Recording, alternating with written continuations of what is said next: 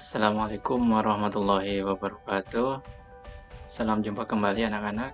Bagaimana kabarnya? Semoga kalian selalu dalam lindungan Allah Subhanahu wa taala. Di pelajaran kali ini, di video kali ini kita akan mempelajari tentang iman kepada Allah dan Rasul-Nya di pelajaran 2 mata pelajaran pendidikan agama Islam kelas 4. Dan di pelajaran ini siswa diharapkan dapat yang pertama memahami Allah itu ada melalui pengamatan terhadap makhluk ciptaannya di sekitar rumah dan sekolah. Yang kedua, melakukan pengamatan terhadap makhluk di sekitar rumah dan sekolah sebagai upaya mengenal Allah itu ada. Yang ketiga, memahami makna Asmaul Husna. Asmaul Husna Al-Basir, Al-Adl, dan Al-Azim. Yang keempat, membaca Asmaul Husna, Al-Basir, Al-Adl, dan Al-Azim. Yang kelima, memahami makna iman kepada Rasulullah. Dan yang keenam, mencontohkan makna iman kepada Rasulullah. Itu untuk pencapaian yang harus dicapai oleh siswa pada pembelajaran 2 di pelajaran pendidikan agama Islam kelas 4. Baik anak-anak, langsung saja kita buka halaman 11. Sebelum kita mulai pembelajarannya, mari kita berdoa dulu sebelum belajar. Rabbi shrah li sadri wa yassir li amri wahlul 'uqdatam min lisani yafqahu qawli. Rabbi zidni ilma warzuqni fahman, amin ya Allah ya rabbal alamin. Oke anak-anak, apakah sudah dibuka halaman 11-nya? Oke, di halaman 11 tadi kita sudah tahu bahwa akan mempelajari tentang beriman kepada Allah dan Rasul ya. Sebelum dibahas beriman kepada Allah dan Rasul, tentunya kita harus tahu dulu apa arti iman itu ya.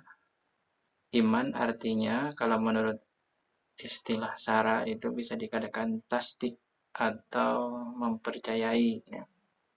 Bisa juga iman itu percaya kepada Tuhan ya. Setiap agama pasti setiap orang mempunyai kepercayaan masing-masing, dan kita sebagai umat Islam tentunya mempercayai bahwa Allah itu adalah zat satu-satunya yang wajib kita sembah, wajib kita pintai pertolongan dan lain sebagainya. Jadi tidak ada lagi Tuhan selain Allah Subhanahu wa taala. Yang selanjutnya ada rukun iman. Nah, kita harus tahu rukun iman. Rukun iman itu ada 6. Nah, sebelumnya apa itu rukun? Rukun adalah sesuatu yang wajib dilakukan ya. Contohnya misal dalam sholat ada rukun sholat, dalam wudhu ada rukun wudhu, dalam haji ada rukun haji, dalam puasa ada rukun puasa, ada rukun iman, ada rukun Islam. Maka ketika salah satu rukun itu ditinggalkan oleh kita dengan sengaja, maka apa yang kita lakukan itu tidak sah ya, sholatnya tidak sah, puasanya tidak sah, hajinya tidak sah. Nah, tadi rukun iman itu ada 6. Yang pertama, iman kepada Allah Subhanahu wa taala. Yang kedua, iman kepada malaikat Allah. Yang ketiga, iman kepada kitab Allah. Yang keempat, iman kepada Rasul Allah. Yang kelima, iman kepada hari akhir. Yang keenam, iman kepada qada dan qadar ya. Itu sebagai pembuka di pelajaran pendidikan agama Islam kelas 4, pelajaran 2 ya. Nah, sekarang buka halaman 12. Ada A, iman kepada Allah Subhanahu wa taala. Siapa Allah itu? Ada yang tahu? Ya, tentunya kita sudah tahu ya. Kalian sudah tahu bahwa Allah itu adalah Tuhan kita, Tuhannya orang Islam. Ya. Tidak ada lagi Tuhan selain Allah, la ilaha illallah. Gitu. Allah Subhanahu wa taala menciptakan bumi dan langit beserta isinya. Nah, itu adalah bukti adanya Allah ya. Bukti adanya Allah. Nah, di sini tulis juga di halaman 12 ya. Allah Subhanahu wa taala pencipta dan penguasa alam raya dan isinya. Ciptaan Allah yang ada di langit dan di bumi seperti manusia, hewan, tumbuh-tumbuhan dan lain sebagainya. Yang di langit mungkin planet dan lain sebagainya ya. Nah, bagaimana cara mengenal Allah? Cara mengenal Allah itu sebenarnya ada 3 di sini ya. Yang pertama mengenal Allah melalui alam semesta. Yang kedua melalui Al-Quran. Yang ketiga melalui Asmaul Husna. Nah, yang akan kita pelajari hari ini adalah 2 saja, yaitu mengenal Allah melalui alam semesta dan mengenal Allah melalui Al-Quran. Di halaman 12 ini itu mengenal Allah melalui alam semesta. Nah, bagaimana cara kita mengenal Allah melalui alam semesta? Dengan mentazaburi atau melihat bukti, melihat adanya alam ini. Kita harus yakin bahwa adanya alam ini adalah ada yang menciptakan. Siapa yang menciptakannya? Tentunya Allah Subhanahu wa taala. Nah, contoh di gambar halaman 12 itu ada benda mati, ada benda hidup. Nah, kalau benda mati biasanya itu diciptakan atau dibikin oleh manusia, bukan diciptakan, dibikin atau dibuat oleh manusia. Tapi kalau benda hidup pasti diciptakan oleh Allah Subhanahu wa taala ya. Benda hidup itu bisa berkembang biak, bisa tumbuh besar. Itu benda hidup ya. Itu kita harus yakin bahwa Allah itu ada, Pak. Kan Allah itu tidak terlihat. Nah, kenapa Allah tidak terlihat? Karena Allah itu adalah termasuk makhluk gaib ya. Bukan makhluk gaib, termasuk yang gaib, maaf. Termasuk yang gaib. Yang gaib. Gaib itu artinya ada tapi tidak terlihat.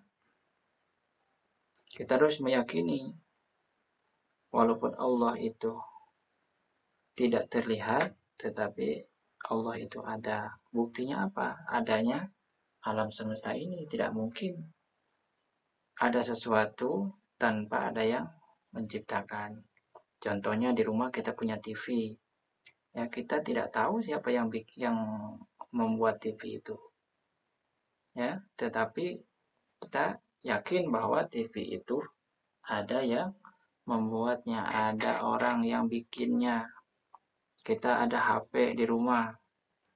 Kita tidak tahu siapa yang bikin HP-nya, tetapi kita yakin bahwa HP itu ada yang membuat. Kita tidak melihat siapa yang membuatnya, ya. Gitu.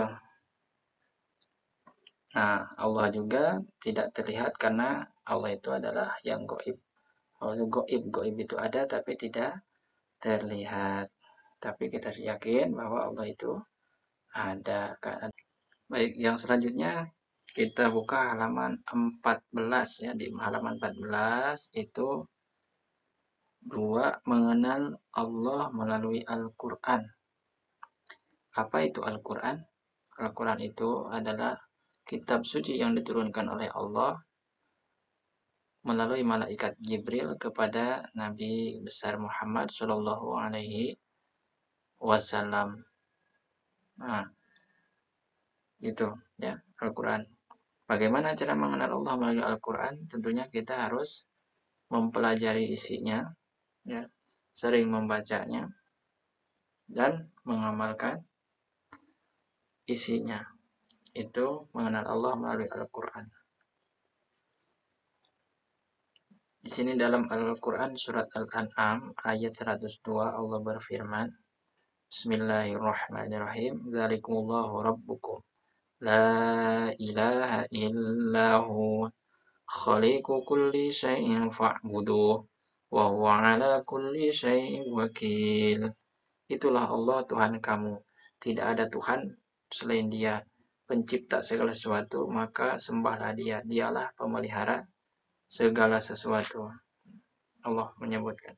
Jadi tidak ada lagi Tuhan selain Allah yang wajib kita sembah, wajib mintai pertolongan, dan wajib mintai segalanya. Ya. Iyyaka na'budu wa iyyaka nasta'in.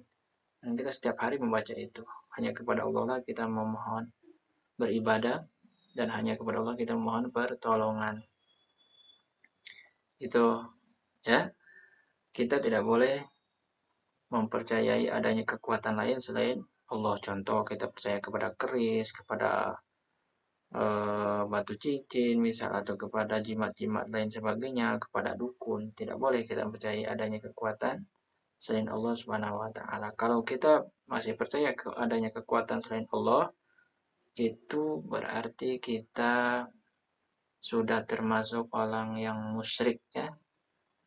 Kelakuan kita disebut dengan syirik. Apa itu musyrik? Menduakan Allah. Dan dosa musyrik, dosa syirik tidak akan diampuni oleh Allah Subhanahu wa taala. Ya. Jadi hati-hati, jangan sampai dalam hati kita ada terselip rasa meyakini bahwa adanya kekuatan selain Allah Subhanahu wa taala ya. Mungkin itu saja untuk pembelajaran di video kali ini. Mudah-mudahan ada manfaatnya ya. Jangan lupa tetap belajar dan selalu semangat ya. Sekian dari Pak. Assalamualaikum warahmatullahi wabarakatuh.